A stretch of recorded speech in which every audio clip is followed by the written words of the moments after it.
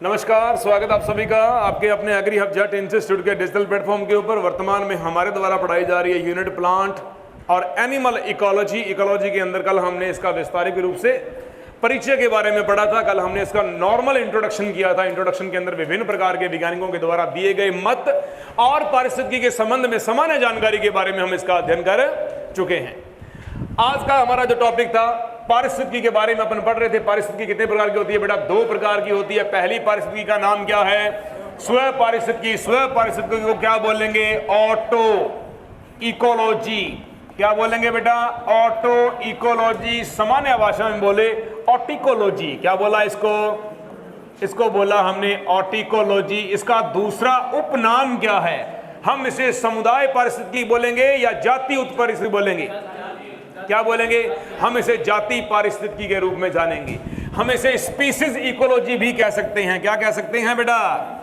हम इसे species ecology के नाम से भी जान सकते हैं। हम इसे पॉपुलेशन स्पीसीज इकोलॉजी के नाम से भी जान सकते हैं। सामान्य तौर पे क्या है? एक जाति के बारे में। और कल हमारा एक टॉपिक चला था, इसके लिए आप एग्जाम्पल लिखोगे। काली शर्ट अरे क्या नाम था? हाँ, सामान्य शब्द क्या बोलोगे आप इसके लिए? कि एक शब्द आता है की स्टोन। क्या लिखते हैं बेटा? की स्टोन बोलते हैं अपने। इसको बोलते हैं कुंजी शिला। क्या बोलते हैं बेटा? कुंजी शिला। कुंजी शिला का शाब्दिक अर्थ क्या है? कुंजी शिला के बारे में सुने ध्यान से। कुंजी शिला किसे बोलते हैं? की स्टोन किसको बोलते हैं? की स्टोन के बारे में गौर से सुनिएगा। की स्टोन का मतलब क्या होता है? ये है बेटा जी की, और ये है स्टोन। की स्टोन किसका रूप है? सुने ध्यान से, किसका रूप है बेटा? जाति पारिस्थितिकी का। किसका है? अरे बोलो, जाति पारिस्थितिकी का। जाति पारिस्थितिकी का उपनाम क्या है? अरे क्या नाम है? स्व पारिस्थितिकी बोलते हैं इसे। कन्फर्म है? याद है? की स्टोन का मतलब क्या होता है? कुंजी शिला। क्या बोलेंगे? कुंजी शिला हिंदी में। इसका शाब्दिक अर्थ क्या है? इसका शब्द ये है, कोई ऐसे जीव जिनकी संख्या बहुत कम है लेकिन उनका वर्चस्व बहुत तकड़ा है। जैसे मैंने कल बताया था कि जंगल में शेर एक ही होता है पर उसका खौफ, उसका दबदबा बहुत शानदार होता है। बात समझ में आई? क्या बोलेंगे? ऐसे जीव जिनकी संख्या क्या हो बेटा? जिनकी संख्या क्या होती है बेटा? कम होती है, परंतु इनका प्रभाव कैसा होता है?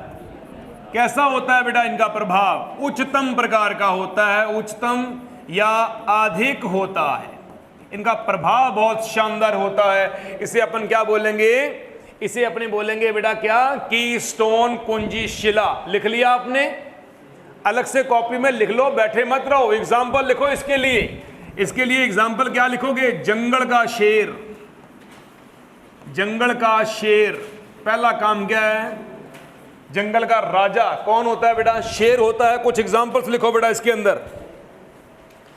जंगल का शेर, इसे की स्टोन जातियां भी कहा जाता है। की स्टोन जातियां भी कहा जाता है। इसे कुंजी शिला जातियां भी कहा जाता है। इसका बेस्ट एग्जांपल क्या है? जंगल में पाया जाने वाला शेर। नंबर 2 पे लिखो रेगिस्तान में पाया जाने वाला चूहा।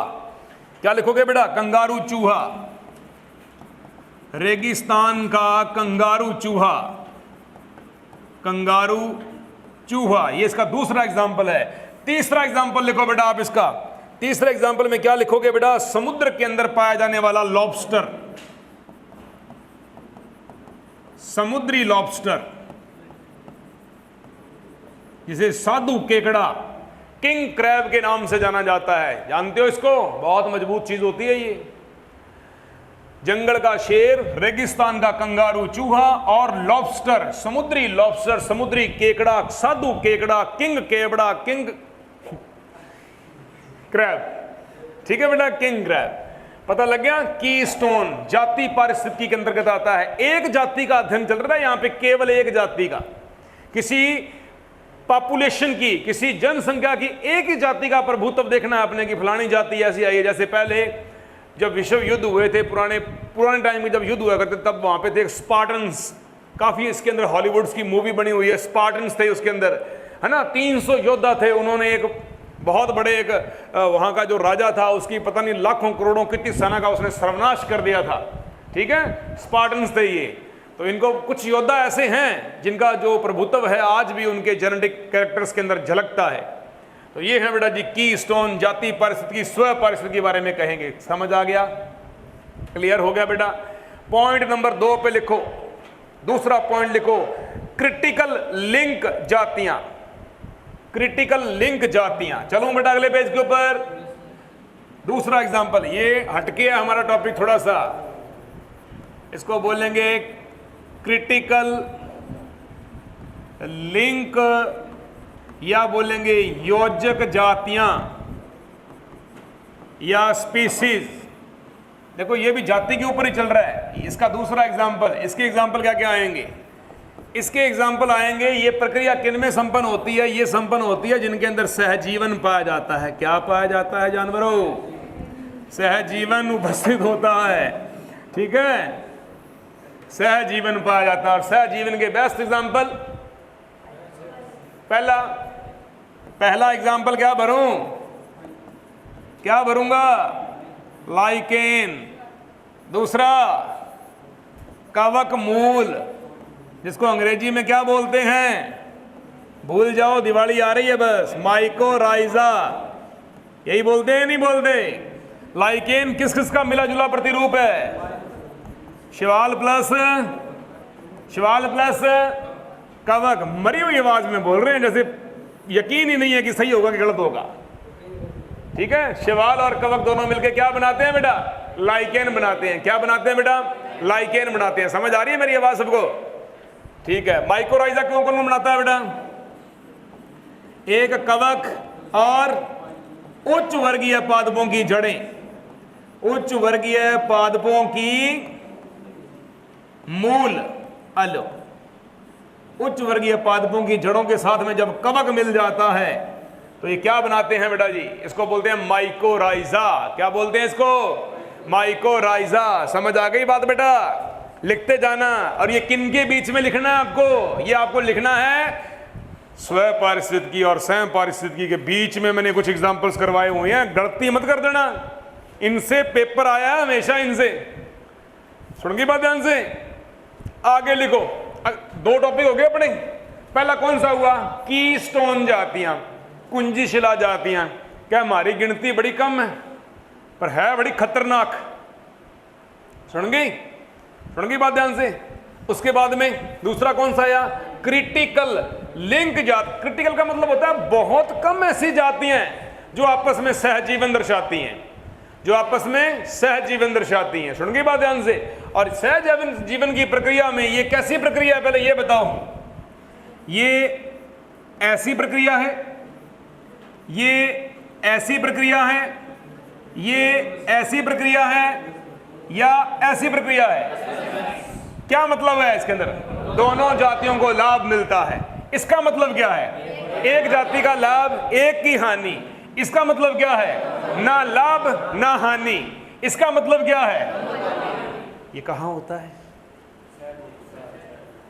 नर और मादा में किसमें होता है, ये मादाओं में होता है। किसमें होता है, जब हॉस्टल में रह रही लड़कियां 3-4 जब रोड़ा पड़ जाता है तो झिंटुम झिंटी हो जाती हैं, बाल खिड़ जाते हैं, तो ये क्लेश इनके अंदर होता है। नर प्राणियों में क्लेश नहीं, नर में छुटकारा वैसे हो जाता। नर सोचता कोई बात नहीं, बिया मैं इन्हें 2 थाप मार भी दूंगा तो फिर क्या होगा, तो बिया मरड है, छोड़ नहीं पड़ना है।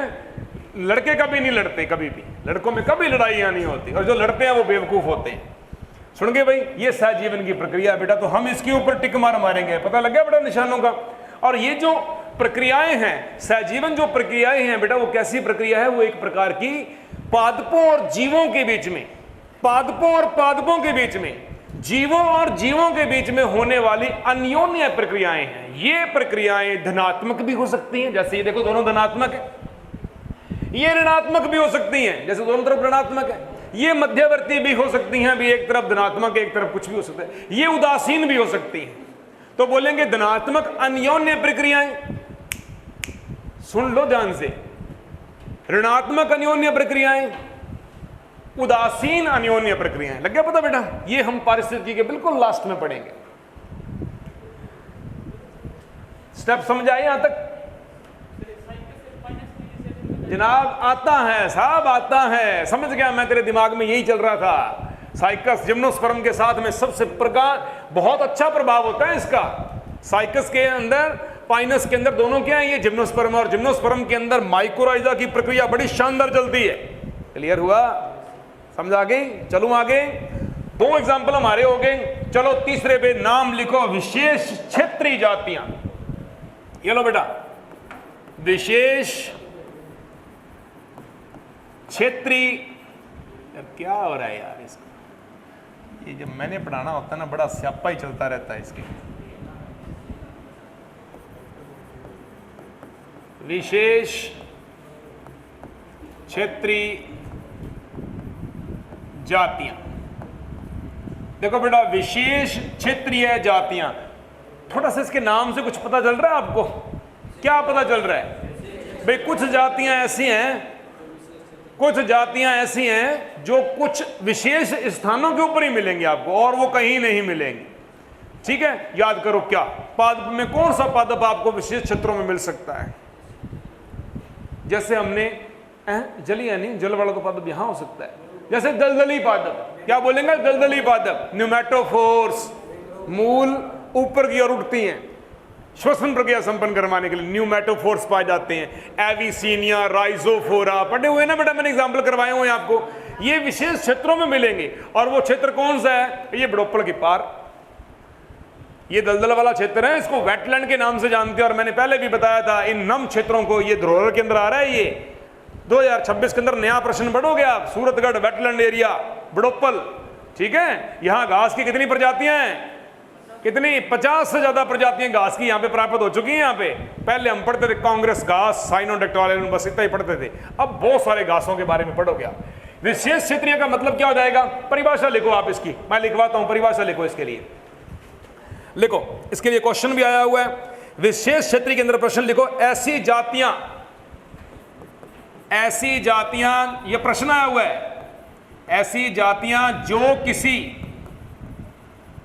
जो किसी विशेष क्षेत्र में निवास करती हैं, किसी विशेष क्षेत्र में निवास करती हैं, ऐसी जातियां जो किसी विशेष क्षेत्र में निवास करती हैं, इसके अलावा और कहीं नहीं पाई जाती, इसके अलावा और कहीं नहीं पाई जाती, नहीं पाई जाती, और कहीं नहीं मिलेंगे बेटा आपको। ये कन्फर्म समझ आया बेटा? पहले एक बात बताओ, ये अगर नाम प्रश्न में लिखा आ जाए, क्या तुम पहचान लोगे? अब सुनो ध्यान से, ये नाम प्रश्न में कभी लिखा नहीं आएगा।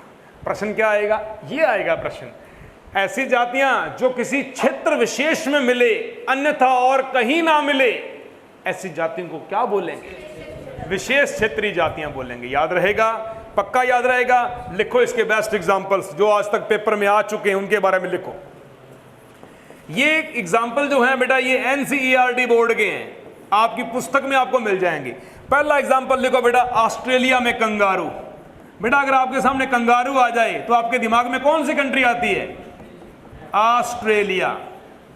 ऑस्ट्रेलिया के अंदर कंगारू क्यों है? कौन सी प्रक्रिया के कारण है? लिखो, अनुकूली विकिरण।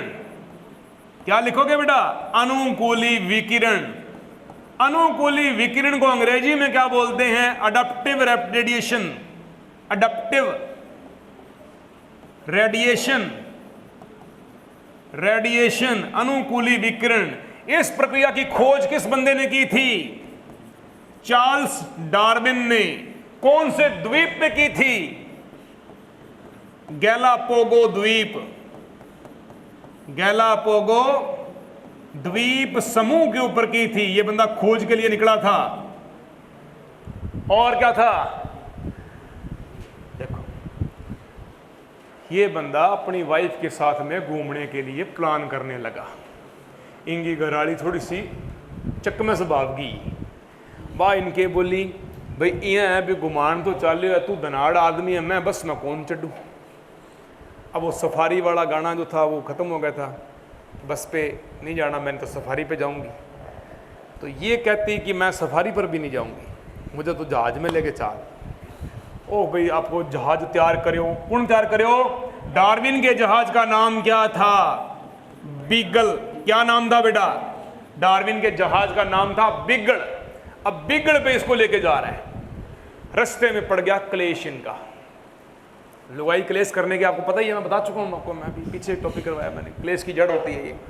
क्लेश पड़ गया, इसने अपनी वाइफ को उठाया और पानी में फेंका। फिर इसने एक शॉट तैयार किया, दिमाग खराब होने लगा इसका। इसने कहा अब क्या किया जाए? इसने मात्र 1 मिनट सोचा कि घरवाली गई बाढ़ में जाए, जहाज लेके तो निकला हूं, पैसा था, संपत्ति या तेल कभी खत्म होगा ही नहीं, चलो खोज करते हैं। तो इसने अपने बीगल नामक जहाज से किस द्वीप की खोज की थी? गैलापागो द्वीप समूह की खोज की थी। वहां जाते ही इसने फिर लुगाइयां देखी, पर वो लुगाइयां पक्षी थी। क्या थी बेटा? पक्षी। इसको क्या बोलते हैं? मादा पक्षी, चिड़ियां, बर्ड्स। और उन चिड़ियों में क्या देखा? सबकी चोंच अलग अलग अलग अलग, किसी की गोल चोंच, किसी की तीखी, किसी की खुरदरी, किसी की चिकनी, किसी की मोटी, किसी की छोटी। तो बहुत सारी चिड़ियां देखी जिनकी चोंच में रूपांतरण था। कहां रूपांतरण था? चोंच में रूपांतरण था। इसने कहा सारी है तो एक जैसी हैं। इसने क्लियर कर दिया फीमेल और birds are, animals are all equal, सभी एक समान ही है। चींची चींची तो करने की आदत है ही है इनकी। चलो कुछ भी बात हुआ, उसने कहा कि ये चिड़ियां हैं। तो डार्विन के द्वारा गैलापागो द्वीप के ऊपर खोजी गई चिड़ियों को क्या नाम दिया? डार्विन फिंच नाम दिया। लिखो यहां पे, डार्विन फिंच नामक चिड़िया। ये लो, डार्विन फिंच नामक चिड़िया नाम दिया। इन चिड़ियों की चोंच में जो रूपांतरण था वो किसकी वजह से था? उस स्थान पर पाई जाने वाले विकिरणों के कारण था। तो हम क्या बोल सकते हैं कि कंगारू जो है ये ऑस्ट्रेलिया का है। कंगारू के अंदर, कंगारू भी किसका उदाहरण है? अनुकूली विकिरण का है। किसका बेटा? अनुकूली विकिरण का उदाहरण है। तो अनुकूली विकिरण के कितने उदाहरण हमने पढ़ दिए? 2। पहला कौन है? दूसरा कौन है? इन दोनों की खोज किसने की है? कौन से जहाज पे? बीगल पे जाके इसने कौन से द्वीप को खोजा? गैलापागो द्वीप समूह के ऊपर। का बाढ़ में गई बीननी, खोज हो गई। इसलिए इनकी वाइफ का कहीं इस्तेमाल, कहीं शब्द का प्रयोग नहीं किया जाता। ठीक है, सुन की बात ध्यान से, इन शब्दों का प्रयोग ही नहीं किया गया, इनको छुपा दिया गया। तो ये इसकी खोज है डार्विन की। अनुकूली विकिरण में कंगारू आपको हमेशा ऑस्ट्रेलिया का ही मिलेगा, ऑस्ट्रेलिया में मिलेंगे। अभी इन जगह पे नकली है। अगला एग्जाम्पल लिखो, ये पहला एग्जाम्पल हो गया हमारा। नंबर 2 पे चलते हैं बेटा, चलूं क्या? चलो बेटा दूसरे नंबर के ऊपर चलते हैं। लिखो बेटा, नागौर अजमेर के मध्य। कहां बेटा? नागौर और अजमेर के मध्य आपको क्या मिलेगी? यहां पे आप क्या लिख सकते हो? इस क्षेत्र के अंदर आपको क्या मिलेगा? एक कुबड़ पट्टी मिलती है बेटा। क्या बोलेंगे इसके अंदर? इनके मध्य क्या पाई जाती है? कुबड़ पट्टी। और ये कुबड़ पट्टी जो है, यहाँ की घास, यहाँ की वनस्पति, यहाँ की जलवायु आपको और किसी भी स्थान पे देखने को नहीं मिलेगी। तो ये भी क्या है? एक प्रकार का विशेष क्षेत्र है। हाँ, अच्छा, नागौर और अजमेर के बीच में कुबड़ पट्टी पाई जाती है। तीसरा एग्जाम्पल लिखो बेटा जी। अब कंगारू लिख दिया ऑस्ट्रेलिया का, ये कहां मिलेगा? न्यूजीलैंड। ये कहां मिलता है? तभी न्यूजीलैंड के खिलाड़ी को क्या बोला जाता है? कीवी। क्या कहा जाता है? कीवी। ये कहां मिलेगा? न्यूजीलैंड में मिलेगा बेटा। ये लो जी, ये हो गया ना क्षेत्र विशेष, न्यूजीलैंड के अंदर ये पाया जाता है। ठीक है, और यदि चौथा एग्जाम्पल आ जाए हमारा, सबसे बढ़िया, विक्रम बताएगा इसका आंसर फटाफट। सेवण घास, धामण घास, लेसिड्यूरस घास, लेसिड्यूरस घास। बेटा ये घास कहां मिलती है आपको? ये मिलती है जैसलमेर के अंदर। कहां मिलती है बेटा? जैसलमेर में ये घास मिलती है। इसके अलावा ये कहीं नहीं पाई जाएगी। मरुस्थलीय क्षेत्र में पाई जाने वाली किस आकार की घास है ये? स्वर्ण रंग जैसा होता है, स्वर्ण पीला ऐसा इसका रंग होता है। और इसमें सर्वाधिक मात्रा में कौन सा श्वसनीय क्रियाधार पाया जाता है? इसमें प्रोटीन बहुत ज्यादा पाई जाती है। क्या पाई जाती है? इसके अंदर प्रोटीन बहुत ज्यादा मात्रा में मिलती है, हाई क्वालिटी इसके अंदर प्रोटीन पाई जाती है। आदमी भी खा ले तब भी रंग सुधर जाएगा। सारे उदाहरण पता लग गई। ये क्वेश्चन जेट के अंदर बहुत बार रिपीट हुआ है। ये नहीं आया, ये भी नहीं आया। वो पहले वाला क्वेश्चन जो मैंने करवाया था, कौन सा? कंगारू के बारे में, कंगारू के बारे में, डार्विन फिंच के बारे में। कंगारू में एक गुण और लिख लेना, कंगारू में मार्सुपिलियन थैली पाई जाती है। क्या पाई जाती है? मार्सुपिलियन, मार्सुपियन थैली, ऐसे लिखो, मार्सुपियन थैली, मार्सुपियन थैली पाई जाती है।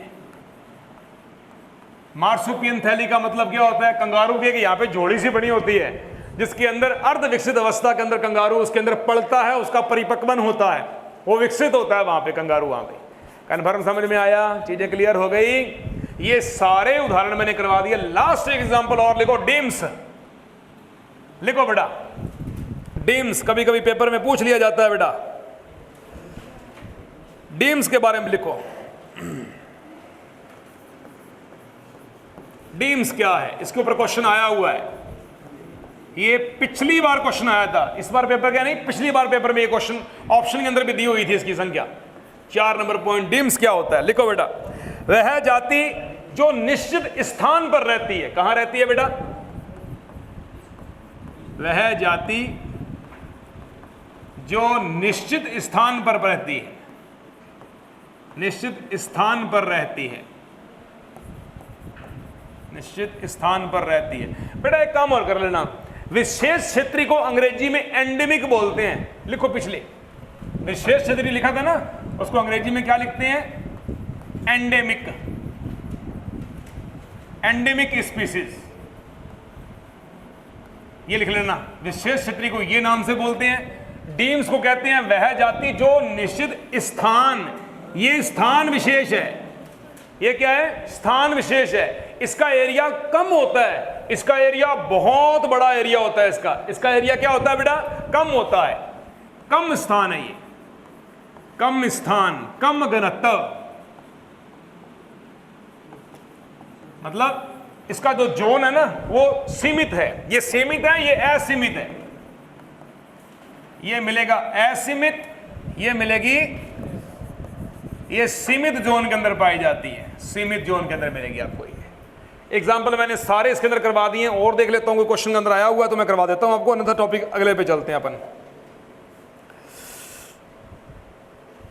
चलो बहुत है बस इसके लिए। अब हमारा टॉपिक कौन सा था जी?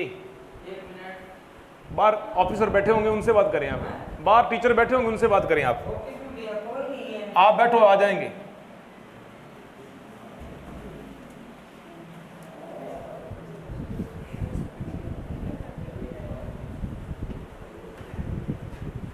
बुलाना यार, राकेश बात कर ले। इधर ही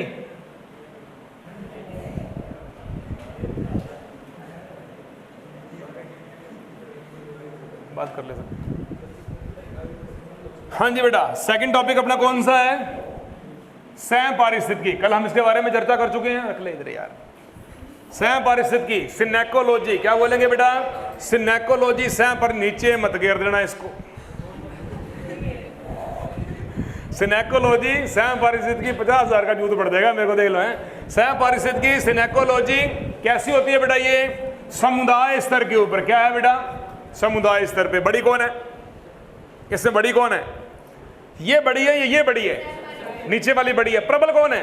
ये प्रबल है, ये प्रबल है, ये प्रबल है। क्यों? इसका एक एक मेंबर प्रबल है, इसका एक एक मेंबर प्रबल है, और ये समुदाय प्रबल है। बस ठीक है, समुदाय में अच्छे भी मिलेंगे, माड़े भी मिलेंगे, तकड़े भी मिलेंगे। इसमें जीवों का अध्ययन किया जाता है। किसी समुदाय में उपस्थित या क्षेत्र विशेष में भिन्न भिन्न जातियों का संबंध का अध्ययन क्या कहलाता है? क्या कहलाता है बेटा? क्या कहलाता है? सहपारिस्थितिकी कहलाता है। क्या कहलाता है? सहपारिस्थितिकी कहलाता है। आगे देखो, अगले पॉइंट पे चलते हैं। क्वेश्चन आता है बेटा जीन इकोलॉजी। क्या आता है बेटा? Gene ecology. अब वापस आ जाओ, सुनो ध्यान से प्लीज। जीन इकोलॉजी को क्या कहते हैं आपने? इकोटाइप। क्या कहते हैं? क्यों कहा इसको इकोटाइप? इकोटाइप नाम क्यों बोला है? नाजुक बेटा ध्यान दें।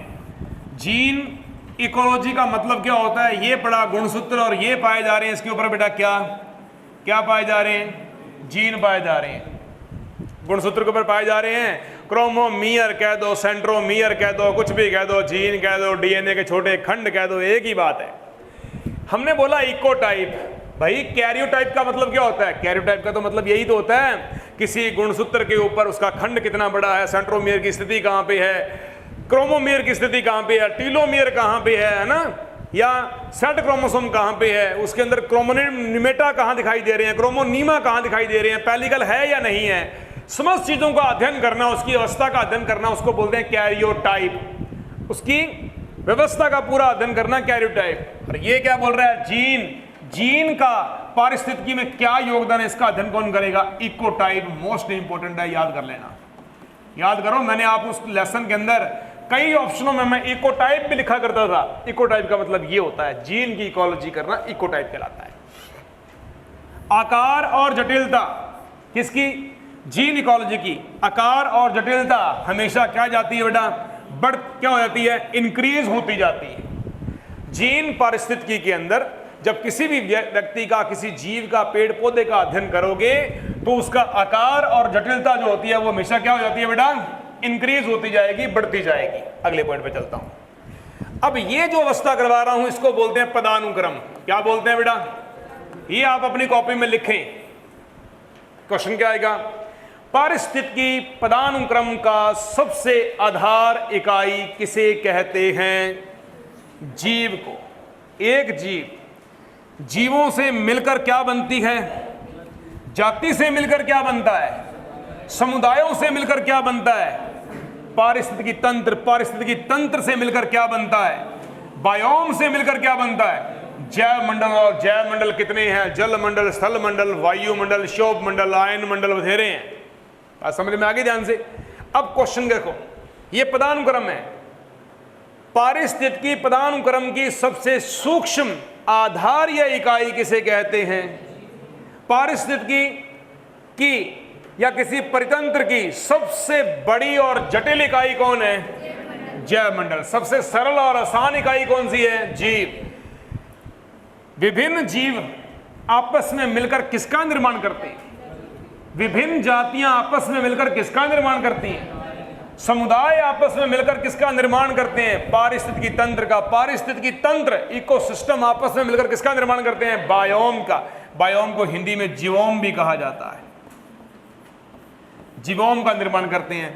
विभिन्न बायोम मिलकर किसका निर्माण करते हैं बेटा? जैव मंडल। और जैव मंडल मिलकर किसका निर्माण कर रहा है? पूरे ब्रह्मांड का निर्माण कर रहा है। पूरे ब्रह्मांड के अंदर जीवाणु मिल रहे हैं। तो नंबर 1 पे क्या है? जीव क्या गए? जाति। जाति से समुदाय, समुदाय से पारिस्थितिक तंत्र, आगे बायोम, बायोम से जैव मंडल, जैव मंडल से पीछे बायोम, बायोम से पीछे, उससे पीछे, उससे पीछे, फिर जीव को कौन सी इकाई कहते हैं? आधारभूत इकाई। क्या बोलते हैं? आधारभूत इकाई। एक ही जाति के जीवों के समूह को क्या कहा जाता है? ये परिभाषा लिखी हुई है नीचे इसकी।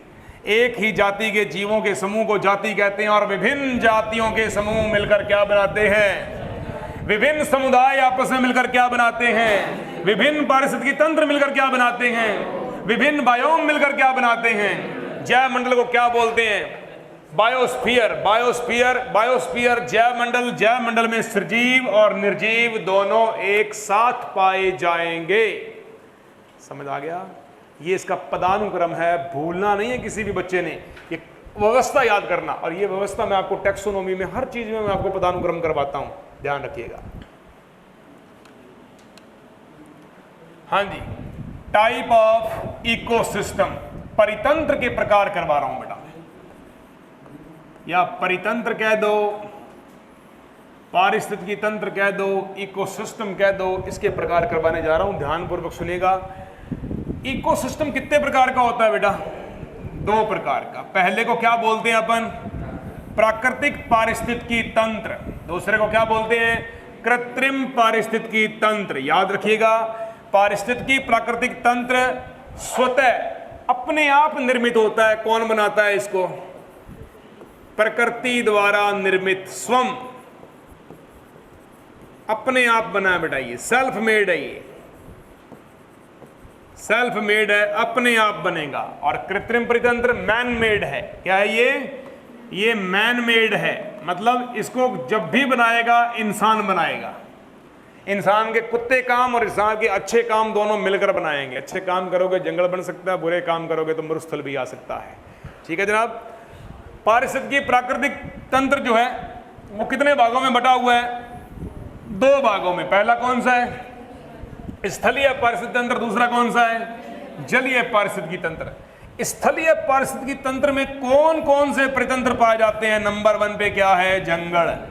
नंबर 2 पे घास के मैदान। नंबर 3 पे वृक्ष। नंबर 4 पे मरुस्थलीय क्षेत्र। नंबर 5 पे जल ऊपर चला जाएगा, वो तो जलीय में आएगा, जल को इसके अंदर अपने इंक्लूड नहीं कर सकते। समझ आ गया बेटा? ये पारिस्थितिकी तंत्र है। फिर आता है जलीय परितंत्र। जलीय परितंत्र पारिस्थितिकी तंत्र जो है उसको 2 भागों में बांटा गया है। एक का नाम है लॉटिक इकोसिस्टम, एक को बोलते हैं लेंटिक इकोसिस्टम। लॉटिक को हिंदी में कहते हैं प्रवाहित जल, ऐसा जल जो बह रहा है, जैसे नहर। नहर क्या है? प्रवाहित जलीय परितंत्र का भाग है। और झील क्या है? स्थिर जलीय परितंत्र का भाग है। शब्द समझ रहे हो मेरी बात को? क्लियर हो रही है? समझ आ रही है बात ध्यान से बेटा? प्रवाहित जलीय परितंत्र जिसमें लगातार जल का प्रवाह चल रहा है, चाहे नदी है, चाहे नाला है, चाहे क्या बोलेंगे अपने इसको नहर है, चाहे खाड़ा है, कुछ भी है, ये रनिंग वाटर है। इसमें पानी कभी भी एक जगह पे रुका हुआ नहीं रहता, लगातार बहता है। झरने, नदियां, नहरें इत्यादि। स्थिर जल परितंत्र, इसमें पानी रुका हुआ रहेगा, लगातार बहता नहीं है। ये झील, तालाब, जोड़ा, पोखर, सुन की बात ध्यान से, बुढ़े जोड़ की झील, ठीक है। और क्या बोलेंगे? सैनिटरी वाटर, जितने भी स्टैंडिंग वाटर जो है, जो पानी खड़ा हुआ पानी है, खड़ा हुआ पानी, जैसे आपके मकान के ऊपर बनी हुई टंकी, उसको अपने क्या बोलेंगे बेटा? स्टैंडिंग वाटर है, वो रुका हुआ है। पानी की बोतल के अंदर पानी, वो भी क्या? स्टैंडिंग वाटर है। और एक पाइप के द्वारा बह रहा पानी क्या है? एक रनिंग वाटर है। लेकिन रनिंग वाटर किसके ऊपर डिपेंड है? वो इस जल के ऊपर डिपेंड है, क्योंकि पानी की जलाशय की डिग्गी से पानी लिया जा रहा है, रुके हुए पानी को लिया जा रहा है। कन्फर्म रहेगा? रुके हुए पानी के अंदर ऑक्सीजन कम होती है और बहते हुए पानी के अंदर ऑक्सीजन ज्यादा होती है। ये कथन चीजें जो है दिमाग में बसा लीजिएगा। दोबारा रिपीट कर रहा हूं बेटा, पारिस्थितिकी तंत्र, कृत्रिम तंत्र, पारिस्थितिकी तंत्र प्राकृतिक जो प्रकृति ने बनाए हैं, स्थलीय हैं, जलीय हैं। जलीय को 2 भागों में बांटा, प्रवाहित जल और रुका हुआ जल। बात आती है इसके बाद में कृत्रिम परितंत्र जो मानव निर्मित है। ये कैसा हो सकता है? देखो आगे, आर्टिफिशियल इकोसिस्टम, कृत्रिम पारिस्थितिकी तंत्र। एग्जाम्पल देखो इसके कौन कौन से सकते हैं? खड़ी फसल, बाग बगीचे, अंतरिक्ष यान, जल जीवशाला। जल जीवशाला के बारे में समझ लियो, वाटर एक्वेरियम। चाहे तो आप इसको घर पे बना लो, वो बड़ा सा एक बनाते हैं ना, कांच का जार सा बनाते हैं, उसमें पानी डाल के, और हॉस्पिटलों में पड़ा होता है वो, ठीक है। तो उसके अंदर मछलियां वगैरह और सारे जीव जंतु उसमें रखे जाते हैं। तो ये क्या है? जल जीवशाला। क्या बोलेंगे? जल जीवशाला। तो ये सारे किसके उदाहरण है बेटा? ये कृत्रिम पारिस्थितिकी तंत्र के उदाहरण है। याद रहेंगे आपको, भूलोगे नहीं आप इसको। पहला क्या है? फसल, दूसरा बाग बगीचे, अंतरिक्ष यान, जल जीवशाला, और तुम्हारे दिमाग में जो आ रहा है ये भी तो क्या है? ये क्या है? ये कृत्रिम तंत्र है, ठीक है। विशाल थार का मरुस्थल, रेगिस्तान पड़ा है, वो प्राकृतिक है, उसकी मिट्टी 2 ट्राली ला के घर पे फेंक के छोटी सी बगीची बना लो, वो क्या है? कृत्रिम है। क्या है? कृत्रिम है। समझ आ गई बात बेटा? तो ये मिलेंगे आपको कृत्रिम। अब इनके आकार के आधार पर देखें, आकार के आधार पर कृत्रिम पारिस्थितिकी तंत्र कैसे कैसे हो सकते हैं। नंबर 1 पे सुनो, शेप देखनी है अपने को। पहला क्या है? Mega ecosystem. हिंदी में क्या बोलेंगे? विशाल परितंत्र। क्या बोलेंगे? विशाल परितंत्र। तो विशाल परितंत्र के बेस्ट एग्जांपल क्या मिलेंगे आपको? महासागर, या क्या बोलोगे? थार का मरुस्थल, थार का या सहारा का मरुस्थल, विशाल मरुस्थल जो है वो क्या है बेटा, क्या बोलेंगे इसको अपने, विशाल परितंत्र में आएंगे। फिर मैक्रो इकोसिस्टम, मैक्रो का मतलब क्या होता है, वृहत, क्या बोलेंगे, वृहत परितंत्र। वृहत परितंत्र का बेस्ट एग्जांपल क्या आएगा, कोई जंगल, किसी बहुत बड़े स्थान के ऊपर पाए जाने वाले वन, जैसे मैं बोल दूं अमेजन उष्णकटिबंधीय वर्षा वन, साउथ अमेरिका के अंदर है ना ये, दक्षिण अमेरिका के अंदर, तो अपन क्या बोल देंगे, मैक्रो इकोसिस्टम, वन जंगल वगैरह पाए जा रहे हैं। फिर बोलूंगा माइक्रो इकोसिस्टम, सूक्ष्म परितंत्र। सूक्ष्म परितंत्र का मतलब क्या होता है, तालाब, स्विमिंग पूल, छोटे छोटे जो घर पे बनाए हुए हैं, समझ आ गया, छोटी पर्सनल झीलें बनाई हुई हो, इसको क्या बोलेंगे, सूक्ष्म इकोसिस्टम।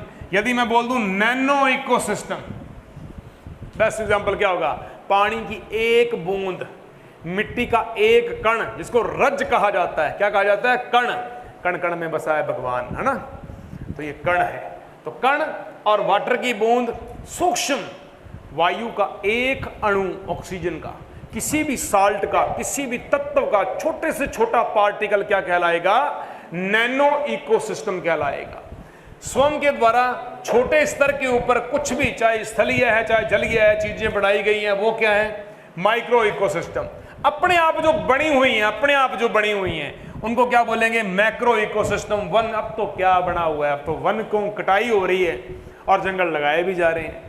और सबसे बड़ा कौन सा है इसमें, मेगा इकोसिस्टम, महासागर, थार का मरुस्थल, सहारा मरुस्थल, ये कृत्रिम है। कृत्रिम क्यों कहा गया है, यहां पहले जंगल हुआ करते थे और जंगलों को किसने काटा, मानव ने काटा, तभी इनको मानव मेड की श्रेणी में डाला गया है। हालांकि इसके अंदर इंसान का हस्तक्षेप वैसे कम ही होता है, प्राकृतिक जलवायु भौतिक कारकों की वजह से जो परिवर्तन आते हैं वो आते हैं, अन्यथा इसके ऊपर कोई प्रभाव नहीं डाल सकते। बात समझ में आ गई बेटा, ये सारे उदाहरण याद रखिएगा, एग्जाम्स के अंदर पूछे जा सकते हैं।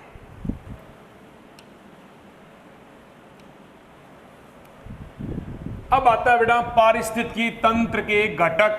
पहले क्या पढ़े थे, प्रकार, पहले क्या पढ़े थे, प्रकार। अब क्या पढ़ोगे, अब पढ़ोगे घटक। अंग्रेजी में क्या बोलते हैं, कंपोनेंट। क्या बोलते हैं बेटा, कंपोनेंट, घटक कहते हैं। कितने प्रकार के घटक हैं, दो प्रकार के। पहला घटक जैविक घटक, दूसरा कौन सा है, अजैविक घटक। याद रहेगा, पहला जैविक घटक, दूसरा अजैविक घटक। जैविक का मतलब क्या मिलेगा, समस्त जीवित जीव मिलेंगे इसके अंदर। ये कैसा है, ये डेड होता है। कैसा होता है बेटा, ये डेड होता है। अजैविक पार्ट मिलेंगे, अजैविक कह सकते हो आप इसको, ये अजैविक भाग है।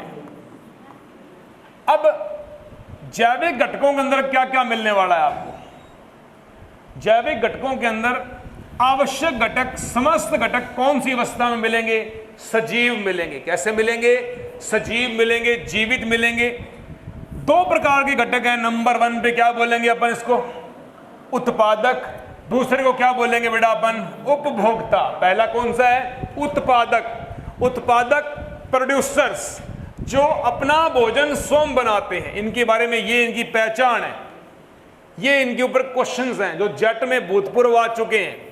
क्या क्या बोलेंगे, पहला क्या है, उत्पादक हमेशा कैसे होते हैं बेटा, स्वयंपोषी। सूर्य के प्रकाश की उपस्थिति में अपना भोजन क्या करते हैं, स्वयं बनाते हैं। ऐसे पादपों को क्या बोलेंगे, हरे पादप। अंग्रेजी में क्या बोलेंगे, ऑटोट्रॉप्स। क्या बोलेंगे, ऑटोट्रॉप्स,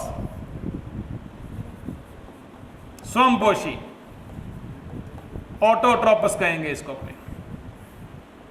अपना भोजन स्वयं बनाएंगे। आप क्या हो, स्वयंपोषी हो या परपोषी हो, हम परपोषी हैं। उत्पादकों का दूसरा नाम होता है परिवर्तक। क्या नाम होता है, ट्रांसड्यूसर। परिवर्तक का मतलब क्या है, बताओ बताओ, ये कौन सी ऊर्जा का रूपांतरण कौन सी ऊर्जा में कर देते हैं। पादप किसकी कौन सी ऊर्जा लेते हैं, प्रकाशिक ऊर्जा से क्या बनाते हैं ये भोजन। भोजन क्या है, रसायन है, तो क्या बोलेंगे, प्रकाशिक ऊर्जा का रूपांतरण रासायनिक ऊर्जा में करते हैं, इसलिए इनको क्या कहा जाता है, इनको परिवर्तक या ट्रांसड्यूसर के नाम से जाना जाता है। याद रखोगे, कन्फर्म है। अगला क्वेश्चन आता है कन्वर्टर। क्या बोलेंगे? कन्वर्टर। कन्वर्टर का मतलब है परिवर्तक भी कह सकते हो। हम ये कह सकते हैं कि ये जटिल कार्बनिक पदार्थ को सरल कार्बनिक पदार्थों में तोड़ देते हैं। समझ आई बात बेटा? जटिल कार्बनिक पदार्थों को सरल कार्बनिक पदार्थों में तोड़ देते हैं, सरल कार्बनिक पदार्थों से जटिल कार्बनिक पदार्थ का निर्माण कर देते हैं। जैसे पादप क्या करते हैं? सरल कार्बनिक पदार्थों को इकट्ठा करके जटिल कार्बनिक पदार्थ भोजन का निर्माण कर दिया। भोजन को कौन तोड़ोगे? आप तोड़ोगे। बात समझ में आई? हमें भोजन किस माध्यम में मिल रहा है? तो ये इसका मतलब ये नहीं है कि जटिल से सरल की ओर, ये सरल से जटिल की ओर में चलता है, नो डाउट। बस अवस्था का परिवर्तन हो रहा है यहां पे, तो इसलिए अपने इसको क्या बोलेंगे? परिवर्तक कह सकेंगे, कन्वर्टर कह देंगे। प्रकाशिक ऊर्जा का रूपांतरण कौन सी ऊर्जा में हो जाता है? प्रकाशिक ऊर्जा के रूप में क्या क्या मिल रहा है? यही मिल रहा है। रासायनिक ऊर्जा में क्या बन रहा है? C6H12O6 भोजन बन रहा है यहां पे। परितंत्र में, सुनो, परितंत्र में ऊर्जा का प्रवेश करवाने वाले। अब क्वेश्चन आता है, किसी पारिस्थितिकी तंत्र में ऊर्जा का प्रवेश कौन करवाता है? क्या सूर्य की ऊर्जा सीधी आपको मिल जाती है? नहीं मिलती। ज्यादा लोगे तो बाल सफेद हो जाएंगे, विटामिन डी जरूर मिल जाएगा, ये श्योर है। लेकिन सूर्य की जो ऊर्जा जो है वो हमें किस माध्यम से मिलती है? भोजन के रूप में। जैसे हमारी कणक, जैसे हमारे फल फ्रूट, हरी सब्जियां, ये प्रकाश की उपस्थिति में बनी हुई हैं। तो प्रकाशिक ऊर्जा का रूपांतरण रासायनिक ऊर्जा में हो रहा है। रासायनिक ऊर्जा को आप खाकर कौन सी ऊर्जा में प्रवेश करवाओगे? यांत्रिक ऊर्जा में। शक्ति तभी आएगी ना। तो रासायनिक ऊर्जा का रूपांतरण किस में होगा? यांत्रिक ऊर्जा में होगा। और यांत्रिक ऊर्जा के कारण ही आप क्या करते हो? विभिन्न प्रकार के कार्य संपन्न करते हो, काम करते हो। एटीपी कौन सी ऊर्जा है? रासायनिक ऊर्जा है। ग्रहण करते हो ना, अब ये मिलती है ना आपको, बस। तो परितंत्र में ऊर्जा का प्रवेश, किसी परितंत्र के अंदर ऊर्जा का प्रवेश सबसे पहले कौन करवाएगा? पादप। कितनी मात्रा में? 100%, 100% संपूर्ण ऊर्जा का करवाएगा। आगे चलता है, मुख्य स्रोत क्या है इसका? उत्पादकों का ऊर्जा ग्रहण का मेन स्रोत क्या है? सूर्य का प्रकाश, सौर प्रकाश, सोलर एनर्जी। सोलर एनर्जी, सूर्य का प्रकाश। कन्फर्म? एग्जाम्पल इसके लिए क्या लिखोगे? CSB का मतलब क्या होता है? Chemosynthetic bacteria. क्या बोलेंगे? Chemosynthetic bacteria. अंग्रेजी में लिखो रसायन संश्लेषी जीवाणु। लिखो रसायन संश्लेषी जीवाणु बोलेंगे बेटा अपने इसको। और रसायन संश्लेषी जीवाणु कौन कौन से हैं? आयरन सल्फर बैक्टीरिया, नाइट्रिक आरी बैक्टीरिया इत्यादि। और पादप प्लवक जो हमेशा कहां पाए जाते हैं? अरे कहां मिलेंगे? समुद्र के अंदर मिलेंगे आपको पादप प्लवक, क्योंकि सर्वाधिक प्रकाश संश्लेषण कहां होता है? स्थल में या जल में? जल में। और जल में कौन करता है? पादप प्लवक। तो पादप प्लवक ये सारे किसके उदाहरण है बेटा? उत्पादकों के उदाहरण है। ये किसी परितंत्र के अंदर ऊर्जा को प्रवेश करवाने के लिए इनका योगदान सबसे बड़ा योगदान होता है। कंफर्म रहेगा? सेकंड पार्ट हमारे पास में कौन सा है? उपभोक्ता। क्या क्या निशानियां होती हैं उपभोक्ता की? पहली बात, उपभोक्ता स्वयं पोषी नहीं होते। कैसे पोषी होते हैं? परपोषी या विषमपोषी होते हैं। नंबर 2, उपभोक्ता क्या हो सकते हैं? उपभोक्ता जंतु भी हो सकते हैं, मोस्टली जंतु होते हैं। लेकिन कोई एक आधा ऐसा पादप है जो आपको अपवाद के रूप में मिलेगा। बताओ कौन सा पादप? घट पादप, मटका पादप, घटपर्णी पादप, nepenthes khasiana. Nepenthes khasiana, khasiana की पहाड़ियों के अंदर, जंतिया पहाड़ियों के अंदर, मेघालय में पाए जाते हैं बेटा। कंफर्म रहेंगे?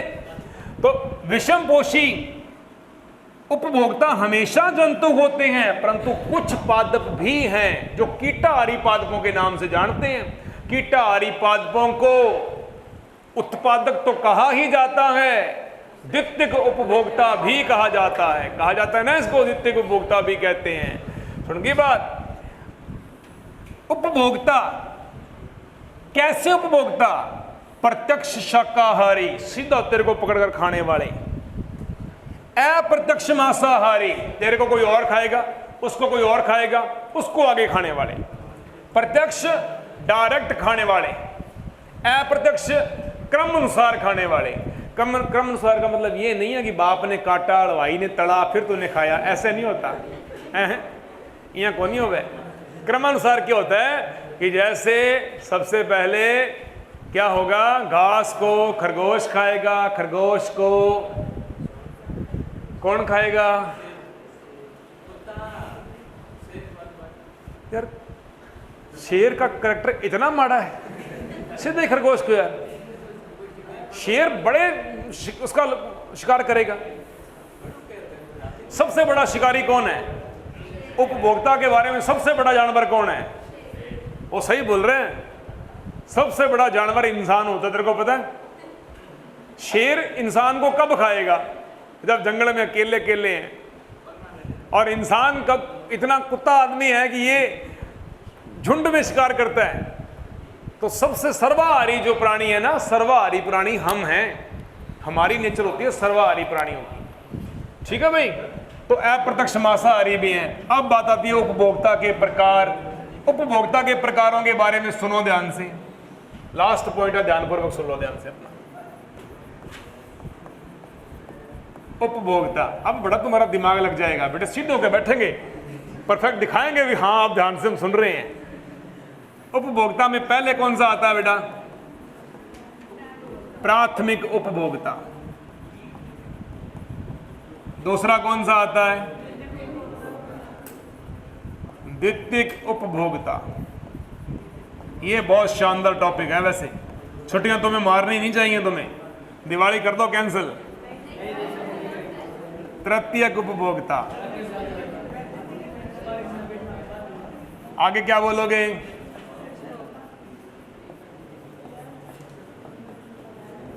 चरम उपभोक्ता। ये लो, समझ आ गया बात बेटा? पहले नंबर पे कौन सा अपना? प्राथमिक उपभोक्ता। दूसरा, तीसरा, चौथा। प्राथमिक को क्या बोलोगे? Primary consumer. क्या बोलोगे? Primary consumer. इसको बोलोगे सेकेंडरी कंज्यूमर। इसको बोलोगे टर्शरी कंज्यूमर। इसको कह सकते हो टॉप कंज्यूमर।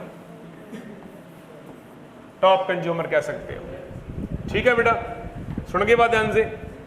तो उपभोक्ता ने किसको खाया? अरे किसको खाया? हरी घास उत्पादक खाने वाला खरगोश, प्राथमिक। खरगोश को खाने वाली लोमड़ी, द्वितीयक। लोमड़ी को खाने वाला आगे बड़ा जानवर, सियार, भेड़िया, जो भी है। उसको आगे गुजारा है तो उसको आगे शेर खा लेगा। शेर को और आगे लेके जाना तो उसको हम खा लेंगे। समझ आई बात ध्यान से? तो ये सारे के सारे क्या है बेटा? ये क्रम रहते हैं। समस्त क्या होते हैं? विषमपोषी, एक दूसरे के ऊपर बेटा ये आश्रित होते हैं। सुन लो ध्यान से।